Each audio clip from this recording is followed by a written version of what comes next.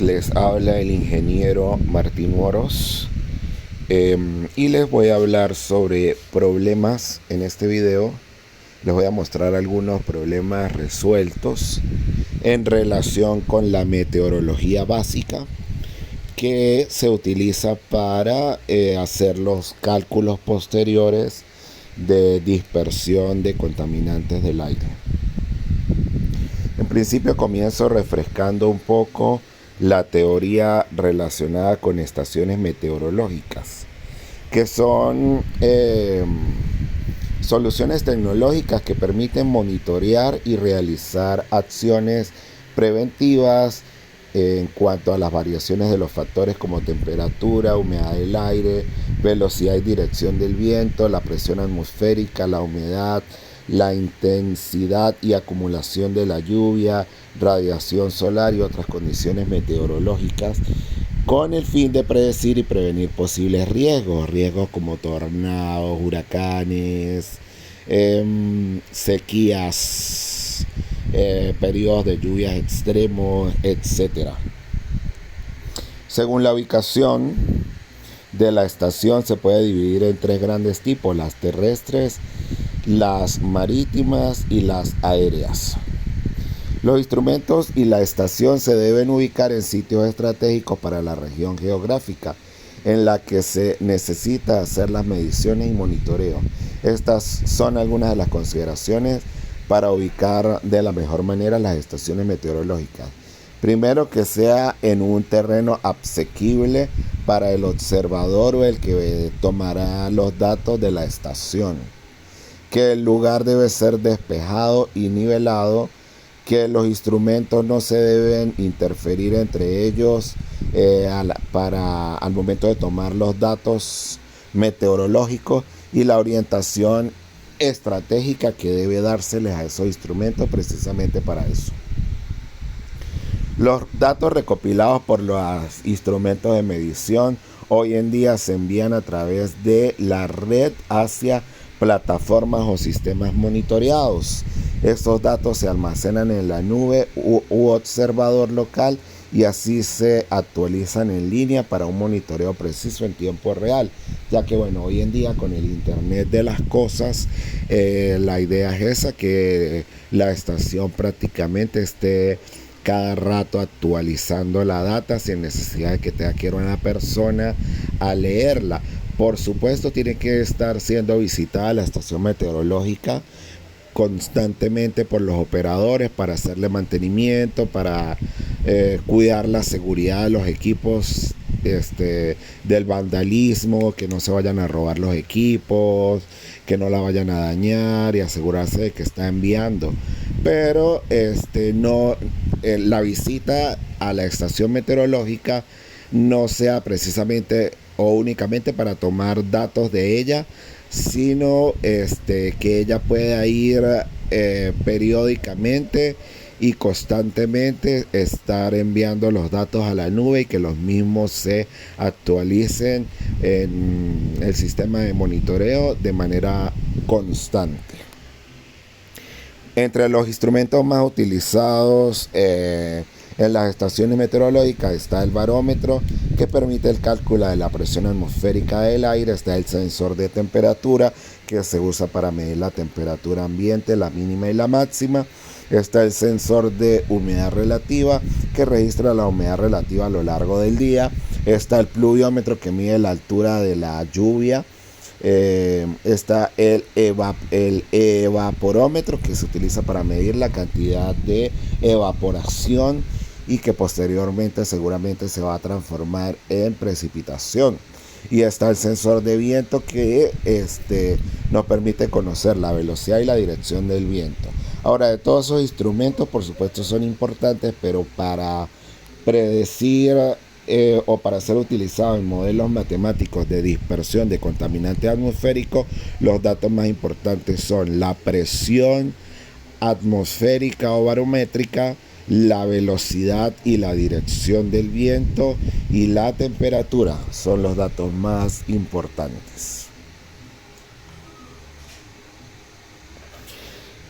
Es importante que el sistema en el que se almacena y se procesan los datos recopilados por los diferentes instrumentos sea de fácil lectura, de manera que la información pueda ser manejada de modo descentralizado, o que si la misma es actualizada constantemente en la web y hay personas que no sean especialistas en meteorología y accedan a esos datos, puedan interpretarlos con facilidad.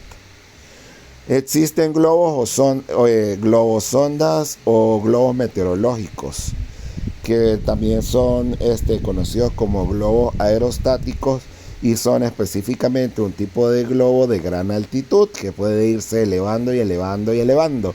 Y cuando se eleva, junto con él, eleva instrumentos en la atmósfera que permiten suministrar información acerca de la presión atmosférica, la temperatura y la humedad por medio de un pequeño aparato de medida desechable llamado radiosonda. Para obtener datos del viento, los globos meteorológicos pueden ser arrastrados por radar, radiolocalizado o sistemas de navegación como satélites o sistemas de posicionamiento global.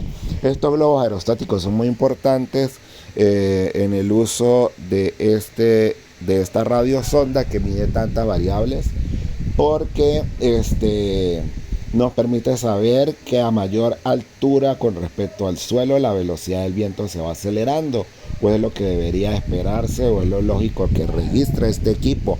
Asimismo, nos va a ir diciendo la temperatura del aire a diferentes alturas. Y si no hay inversión atmosférica, sino que la atmósfera está inestable de modo normal, con la altitud el aire debería irse enfriando, debería ir dando lecturas cada vez más bajas de temperatura. Y todos esos datos nos permiten calcular con mayor precisión la estabilidad atmosférica y diferentes variables que se utilizan en los cálculos de la dispersión de contaminantes del aire. Ahora veamos este primer ejemplo. Este primer ejemplo nos dice que si en una noche despejada la velocidad del viento a nivel del suelo es de 8 metros por segundo, si hay inversión térmica bajo estas condiciones. ¿Por qué? Bueno, porque la inversión térmica suele darse en las épocas más frías del año, en el periodo invernal.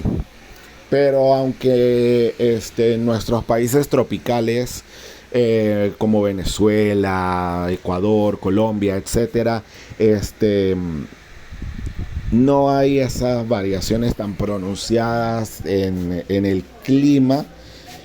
Es un clima donde no hay un periodo invernal como tal de nieve. Habrán picos con nieve, pero no hay una época del año como tal de nieve. Entonces pues la inversión térmica se da es más que todo en la noche y en las madrugadas, cuando ya el suelo se ha enfriado y empieza a quitarle calor al aire, y entonces el aire más cerca del suelo es el más frío y el que está más encima es el más cálido. Y como el aire más frío y más denso se estanca abajo y el aire más ligero no tiene el peso suficiente al estar arriba para bajar, entonces se produce un estancamiento del movimiento vertical que se conoce como inversión térmica. Entonces, como eso mayormente se da en la noche, queremos saber si en esta noche que está despejada a esas condiciones se puede presentar la inversión térmica. ¿Qué tiene que ver que esté despejado? Pues mientras más despejado el cielo, más rápido pierde la radiación el suelo, más rápido se enfría, porque no hay como esas nubes que contienen gases de efecto invernadero que hacen rebotar de nuevo a la superficie terrestre el calor. Entonces el calor se va más rápidamente o se devuelve más rápidamente al espacio, y entonces ese enfriamiento más rápido por el cielo estar despejado causa más rápidamente una inversión térmica. Pero aún así, pues la velocidad del viento es un poco alta, entonces quizás eso ayuda a que no se presente la inversión térmica. ¿Cómo respondemos a este problema? Vamos a utilizar la tabla 1 que vemos allí de de estabilidad atmosférica bajo determinadas condiciones. Nuestras condiciones es una condición nocturna. ¿Ok? Y en esta condición nocturna ya vemos que nos están diciendo que la noche es despejada. Así que yo voy a entrar con los datos de despejado. Ok, entonces nocturno y despejado. Voy a leer la estabilidad atmosférica en toda esta columna. Pero necesito entrar con la velocidad del viento. En nuestro caso se está diciendo que es de 8 metros por segundo. Entonces aquí tenemos para velocidades de 2 o menos, velocidades entre 2 o 3, velocidades entre 3 y 5, velocidades entre 5 y 6. Y aquí 6 menor o igual a la velocidad. Nuestra velocidad es 8. Y 6 es menor a 8. Así que estamos en este rango. Y vamos a hacer la lectura de aquí para allá.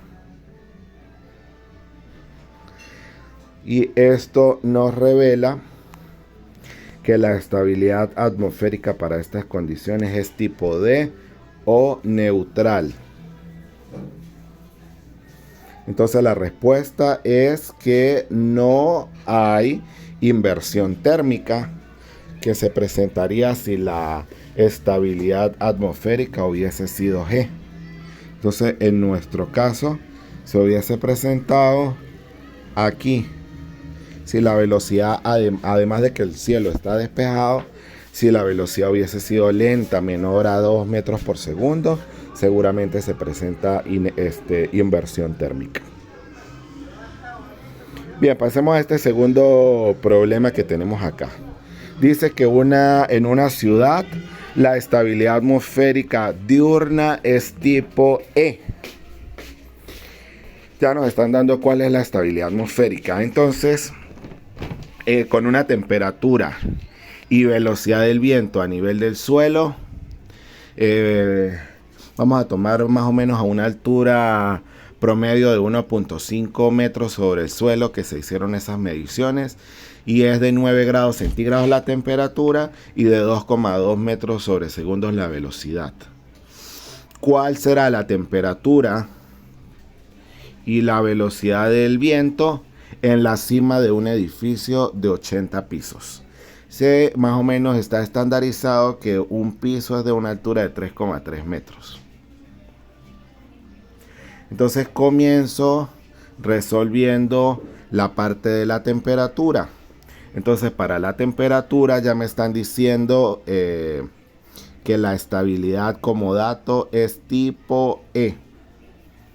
Entonces para una estabilidad tipo E tengo en esta columna el gradiente adiabático de la temperatura en grados centígrados sobre hectómetros. Para una estabilidad tipo E, ese gradiente tiene un valor entre 0.5 y 1.5 grados centígrados sobre hectómetros. Entonces, pues cualquier valor dentro de ese rango está bien tomarlo. Sin embargo, pues yo decidí resolver este planteamiento tomando el valor promedio. El valor promedio entre 0.5 menos 0.5 y 1.5 positivo es más 0.5. Entonces el valor del gradiente adiabático que estoy tomando para la solución del problema es de 0,5 grados centígrados sobre hectómetros. Una vez que ya tengo el gradiente adiabático y sé que un hectómetro son 100 metros, calculo la altura del edificio. Son 80 pisos y son 3,3 metros por piso, así que me da un total de 264 metros. Entonces hago el cálculo con mi gradiente de 0.5. Llevándolo de 0.5 grados centígrados sobre hectómetro, llevándolo esos hectómetros a metros Para cancelar hectómetro con hectómetro, me quedo en grados centígrados sobre metros. Lo multiplico por los 264 metros de altura que ya calculé del edificio y me voy a quedar con una respuesta solamente en grados centígrados. Tengo que estar muy pendiente en este tipo de cálculos de conservar el signo del gradiente adiabático. Si el signo aquí es positivo, la respuesta es positiva. Si el signo fuera negativo, la respuesta fuera negativa. Y en vez de sumarla, la restaría esa temperatura.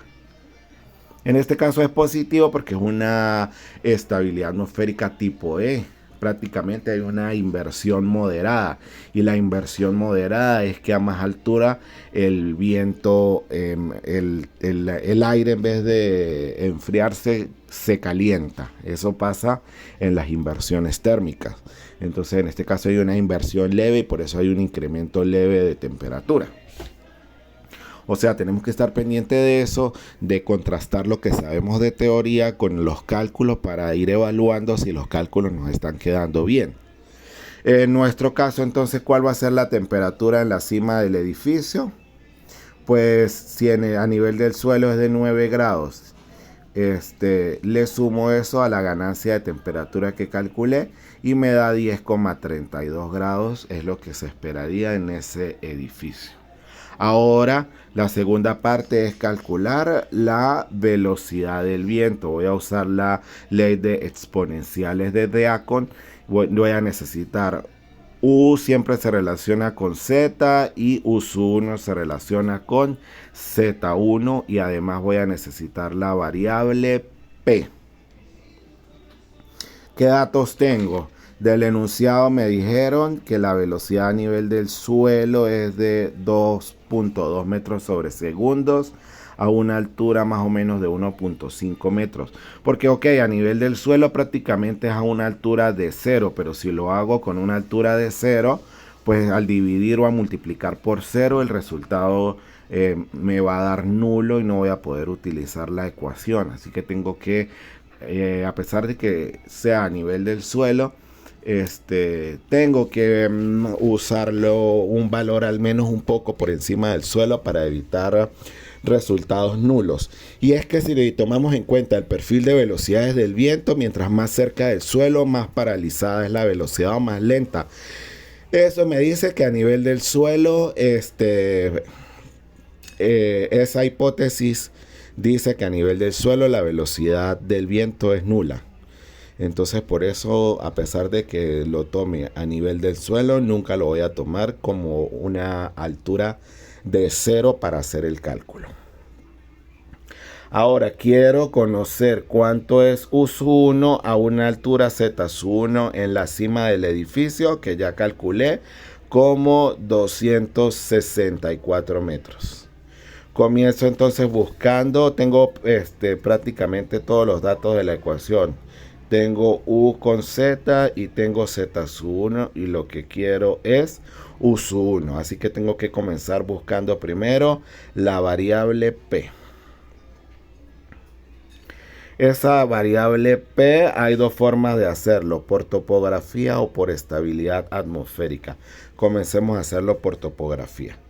Por topografía vemos que en esta primera parte del gráfico vemos edificios altos, torres, etcétera. Eso me dice que esto es una zona urbana. Y en una zona urbana P vale 0.40. Ahora acá vemos edificios más bajitos, incluso vemos áreas boscosas. Quiere decir que en una zona rural o en un bosque el P vale 0.28. Finalmente, en esta zona vemos plano e incluso vemos acá un barquito que me hace referencia a que estamos en un desierto o que estamos en el mar. Y en estas zonas planas el valor de P tiene un valor de 0.16. Entonces, tenemos el P de ciudad o urbano, tenemos el P de rural o bosque y tenemos el P de desiertos u océanos. En nuestro caso es una ciudad, entonces yo tomaría el P de 0.40. Sin embargo, hay maneras más específicas de determinar esa variable P, que sería por estabilidad atmosférica. Ya sabemos que nuestra estabilidad atmosférica es tipo E y la estabilidad tipo E es una inversión moderada. Y para una inversión moderada el N vale 0,33. Entonces, como P se calcula como N sobre 2 menos N y N vale 0.33, al hacer la sustitución obtengo un valor de P de 0,1976. Entonces ese valor de P, vean que uno me da 0.40 y el otro me da 0.19. Ahora el que está más adaptado a las condiciones atmosférica del lugar es este último, así que yo considero que es el más preciso y por eso es el que voy a utilizar para los cálculos. Así que como ven, sustituían la ley de exponenciales de dA con el valor de P de 0,1976. Con el valor de U de 2.2, el de Z de 1.5 y el de Z1 de 264. Y con ese valor de P obtengo una velocidad en la cima del edificio de 6.11 metros sobre segundos. Entonces a nivel del piso estaba en 2.2 y ahora a nivel de la cima del edificio la velocidad sube, es más alta, a 6.1 metros sobre segundos. Bueno, con eso hemos visto la solución del ejercicio 2. Ahora vamos a ver este ejercicio 3. Este ejercicio 3 me dice que en la ciudad de Maracaibo de Venezuela posee los siguientes valores climáticos de promedios mensuales. Nos importa usar valores climáticos porque recordemos que la diferencia entre meteorología y climatología es que la meteorología es para valores atmosféricos en el tiempo real, en tiempo digamos cómo está la atmósfera en este instante o en este momento. Sin embargo, el clima son promedios de al menos 10 años de esos datos meteorológicos. Entonces ya es una media basada en estadística de muchos datos. Y pues a nosotros, los que nos especializamos en la contaminación atmosférica, sí nos puede interesar cómo está la atmósfera en este momento para saber cómo está la dispersión atmosférica en este momento. Pero cuando vamos a proyectar, cuando vamos a calcular a largo plazo, nos interesa más los datos climáticos o basarnos en datos climáticos.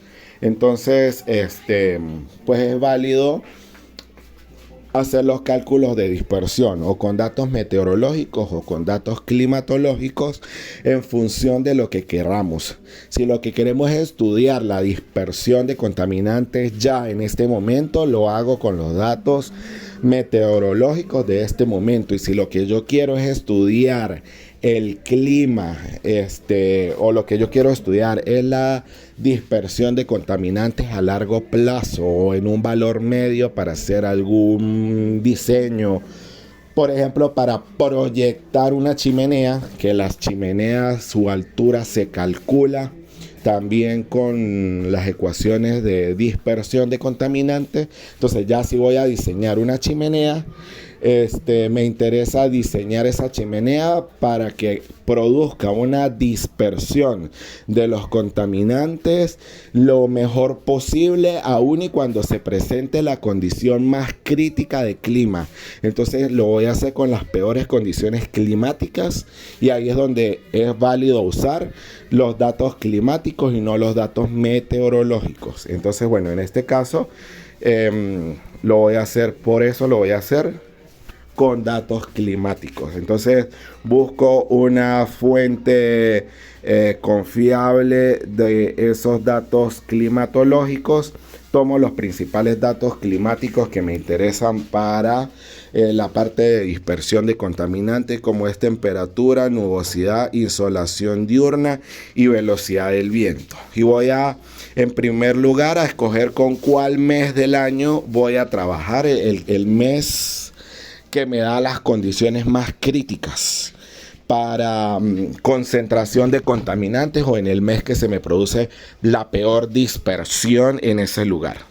Entonces lo voy a hacer en principio resaltando los valores más críticos y los segundos valores más críticos también. O sea, el peor y el penúltimo de los peores, por llamarlo de alguna manera. Entonces, en este caso, en cuanto a temperatura, como es el valor crítico, me baso en la temperatura mínima, que es la más crítica para mí. Mientras más frío el día, más se complica la dispersión de contaminantes. Entonces, con base en esa temperatura mínima, las más pequeñas que veo son de 24 y de 25. Entonces las marco, las que no son tan críticas, la penúltima crítica en azul y la más crítica en negro. Asimismo me interesa la nubosidad, ya sea por donde lo mire, porque esté despejado o porque esté nublado. Porque si está, vean que esos porcentajes son inversos. 54 más 46 es 100, o 65 más 35 es 100. Entonces son porcentajes complementarios. A mí, que me interesa como crítico, para mí es crítico en cuanto a nubosidad, que el cielo esté despejado.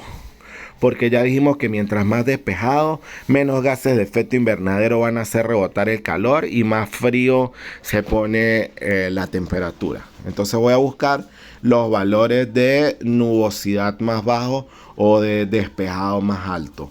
Y vemos que está entre 54 y 57 o 46 y 43. Son los valores más perjudiciales. Por supuesto, el negro es el peor y el azul es el segundo peor. Ahora hablemos de la insolación. La insolación, pues mientras menos horas en el día yo reciba sol, más frío tiende a ponerse el día y más se complica la dispersión de contaminantes. Vean que aquí no hay mucha variación, todas están entre 11 y 12, así que la insolación pues no va a ser un dato muy crítico que yo tome en cuenta. Sin embargo, pues el más bajito que leo aquí es de 11.5 y los segundos más bajitos es de 11.6, aunque también hay bajitos de 11.8 u 11.9. Finalmente, la velocidad del viento. La velocidad del viento sí es muy importante, porque en todos los modelos matemáticos de dispersión se utiliza la velocidad del viento. Entonces voy a ver cuáles son las más bajas y es de 7.6 y 7.5. Ahora aquí lo complicado para seleccionar el mes más crítico es el hecho de que si todos los valores que yo resalté se me presentaran todos en una sola misma columna, pues ese es el mes que yo seleccionaría y ya. Ahora vemos aquí que la mayoría de valores que yo he seleccionado están en enero, en febrero y unos en octubre, noviembre y diciembre. Casi que tengo 5 meses para escoger. Tengo que quedarme con uno solo. ¿Cuál me voy a quedar? Entonces ahí es donde yo le voy a dar más peso a unas variables que a otras. Para mí las variables más importantes es la temperatura y la velocidad del viento, porque están metidas de una manera u otra en casi todos los modelos de dispersión de contaminantes. Una de las variables que más importancia se les da en este aspecto. Y bueno, la insolación en este caso no hay mucha variación, así que no la voy a... Digamos que es una insolación muy constante, las horas del día que que dura, por lo tanto no es un factor crucial en este caso. Y bueno, la nubosidad sí es importante, pero más que todo la nubosidad es importante en la noche. Porque recordemos que en la noche es que la nubosidad más afecta, porque deja escapar más el calor hacia la atmósfera y en la noche la nubosidad es la que mantiene el clima cálido.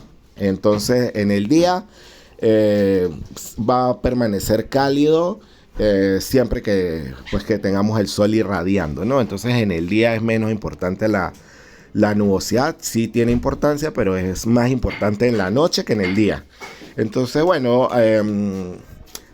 como estos datos seguramente los voy a utilizar o se van a utilizar estos datos climáticos, como ya dije, para proyectar una chimenea, para diseñarla. Entonces la mayoría de esas industrias trabajan en horario diurno. Ya si la empresa va a trabajar también en horarios nocturnos, pues la nubosidad para mí sería más importante. Pero bueno, vamos a suponer en este caso que el trabajo de la fábrica va a ser diurno. Y entonces para mí es importante la temperatura del día que la nubosidad en la noche. Así que me voy a basar en temperatura y en velocidad del viento. Y bueno, la velocidad más baja es de 7.5 a una temperatura de 25. Y la otra velocidad más baja que veo es de 9.5, 9.7 a una temperatura igual de 25. Pues eso me hace quedarme con los valores más críticos, que son el mes de octubre. Habiendo definido cuál es el mes más crítico, y aquí coloco toda la explicación sobre eso que les acabo de comentar verbalmente, pues tomo el mes más crítico es octubre. Con él quiero determinar la estabilidad atmosférica diurna. Entonces ya vimos que para el mes de octubre la velocidad es de 7.5 kilómetros por hora. Transformo esos kilómetros a metros, transformo esas horas a segundos y me quedo con esa velocidad en metros sobre segundos. Porque la necesito en metros sobre segundos para entrar en la tabla 1 que antes vimos y poder leer la estabilidad.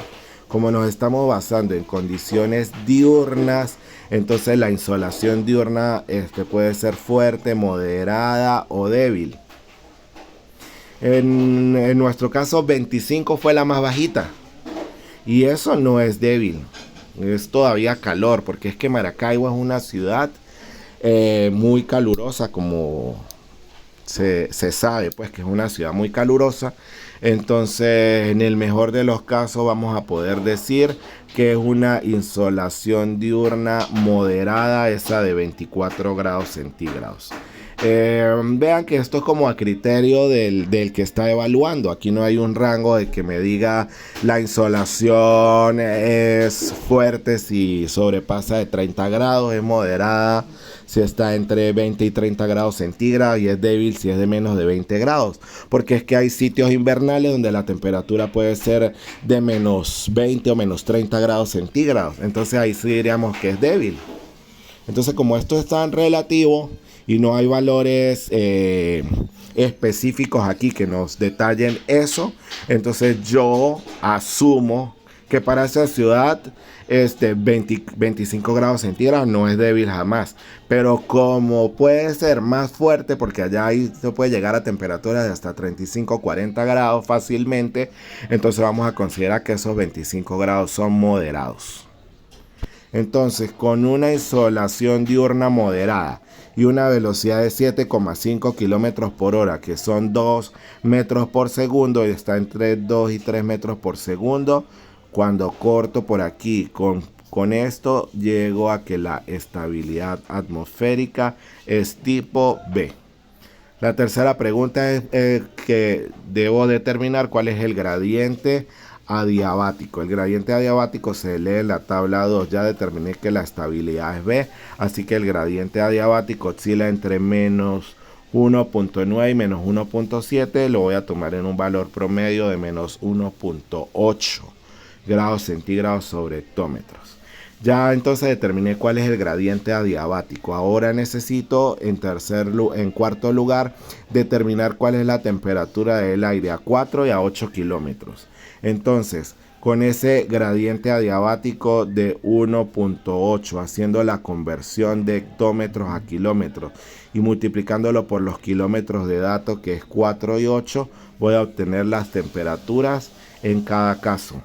Para 4 kilómetros es menos 72 y para 8 kilómetros es menos 144, pero entonces vamos a tomar en cuenta cuál es la temperatura a nivel del suelo. Ya dijimos que la mínima era de 25 grados.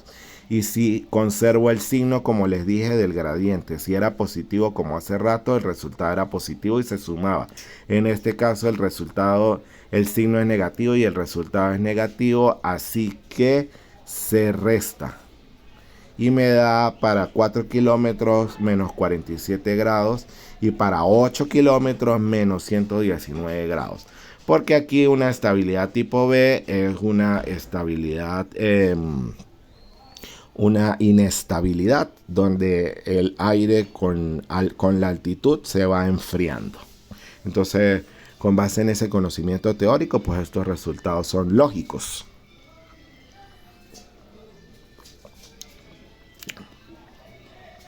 Ahora voy a hacer la última parte del ejercicio, que me dice que suponiendo que la velocidad del viento fue tomada a 10 metros sobre el suelo, debo determinar la misma a 70 metros sobre el suelo en kilómetros por hora. Vuelvo a utilizar la ley de exponenciales de Deacon que ya hemos visto anteriormente. Tengo los datos de la velocidad a 10 metros y quiero a una altura de 70. La velocidad es una incógnita. Necesito definir la variable P. Ya vimos que la variable P, la mejor forma era relacionarlo con la estabilidad atmosférica. La estabilidad atmosférica tipo B ya dije que es inestable, es decir, que hay una tasa grande de cambio. Y en ese caso el valor de n es de 0.20. Sustituyendo en P, que es n sobre 2 menos n, con este valor de n de 0.20, P me da 0,1111. Y tengo los demás datos para sustituir en la ecuación. La velocidad es 7.5, las alturas son 10 y 70 y el valor de P es 0.11, así que la velocidad me da de 9,31. Un valor lógico que mientras más alto la velocidad se vaya haciendo más rápido. A una altura menor era de 7.5 kilómetros por hora y ya a esta mayor altura es de 9.31 kilómetros por hora. Bueno, aquí hay algunos problemas resueltos, problemas propuestos que pueden resolver para practicar los cálculos que vimos anteriormente. Entonces, allí los dejo para que los aprecien y bueno, los puedan resolver. Muchas gracias por su atención.